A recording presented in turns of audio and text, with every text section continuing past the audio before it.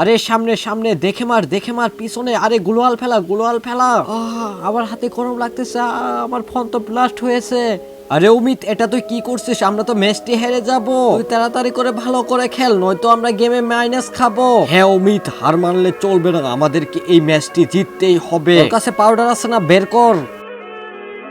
আরে শালা, এটা তুই কি করলি? আমি তো চোখে কিছুই দেখতেছি না। ধুর ছাই, আমি আর তোদের সাথে গেমই খেলবো না, আমি বাড়িতে চলে গেলাম। তারপর অমিত এমন কিছু করবে, সেটা দেখার পর তো তুমিও অবাক হয়ে যাবে। এই দুইটা ছবির মধ্যে যে কোনো একটি ছবি পছন্দ করে থাকলে ভিডিওতে লাইক করে দাও আর চ্যানেলটিকে সাবস্ক্রাইব করে দাও। আর হ্যাঁ, কমেন্টে জানাও তুমি এক নাকি দুই। আমাদের সবগুলা ফোন ঠান্ডা রাখার জন্য ফ্রিজ থেকে সবগুলা বরফ বের করে নেই।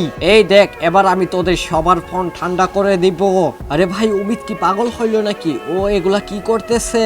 আরে আমি পাগল হয়নি রে, আমি তোদের ফোনগুলোকে ঠান্ডা রাখতেছি। এখন দেখ কয়েক সেকেন্ড পর কি হয়।